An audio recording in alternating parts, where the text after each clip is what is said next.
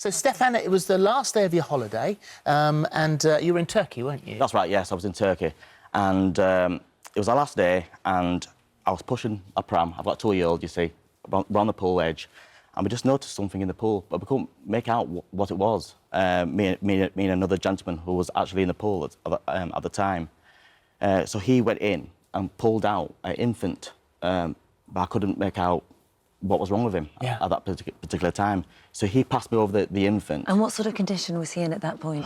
When I received him, he wasn't breathing. His eyes were fully opened. It was blue. It was waterlogged. There was no pulse. Oh my God, how terrifying! And I thought, this is bad. This is really bad. This. Well, thank goodness you were there, because you're training as a firefighter. Yeah. I suppose the instinct kicks in. Of course it did. Yes, it did. Yeah, it definitely helped. So obviously I was in holiday mode, and then I had to go straight into CPR mode. What were you doing? The first thing I did 5 rescue breaths first, and that brought out loads of water from his lungs out straight away. Then I did 15 compressions on his chest. Then another gentleman helped me do mouth to mouth, and we were doing that for about 2.5 minutes. Which seems an extraordinarily long amount of time for this toddler to be there unresponsive. I mean, at some point, you must have thought that you weren't going to be able to bring him back. Yeah, around about 2.5 minutes, I thought, this is not going to end well, this. And obviously you've got 200-odd people there screaming. Including upset, the parents. Including the parents, saying he's gone, I can't believe he's gone.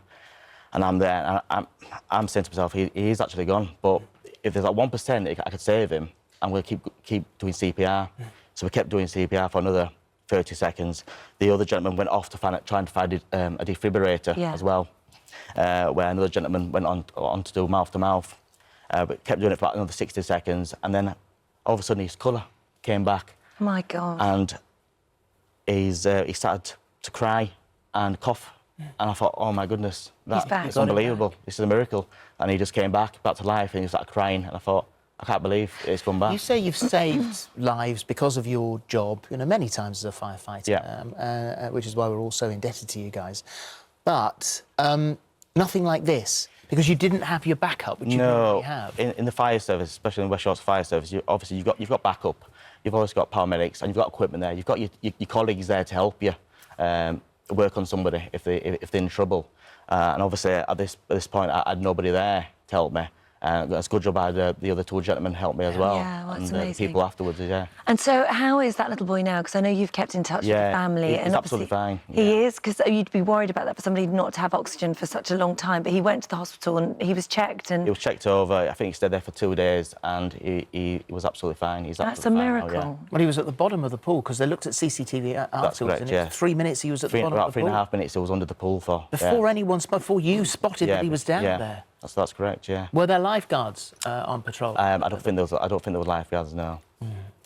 And so for you, the message you want to put across this morning is that that's the basic CPR training. You have no idea when you would use it, but it could save a life. Yeah, it could save somebody's life.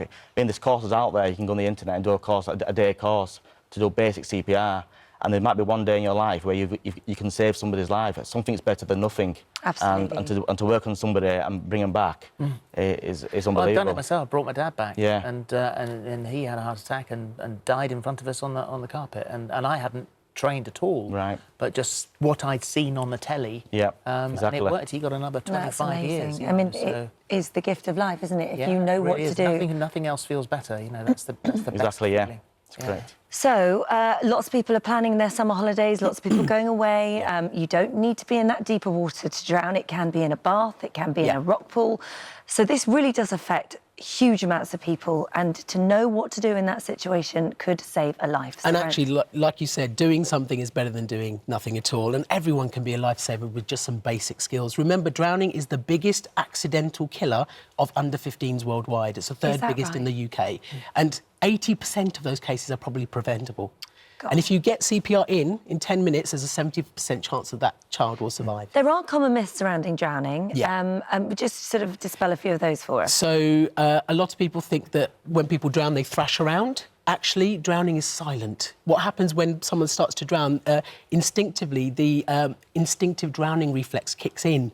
So actually, you go very quiet, you are struggling to breathe because your mouth is bobbing up and down under the water, your head goes up, your arms go out, you don't thrash around.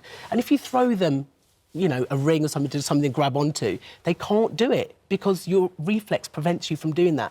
So if somebody is drowning, it happens developed, isn't it? Well, it happens. I know.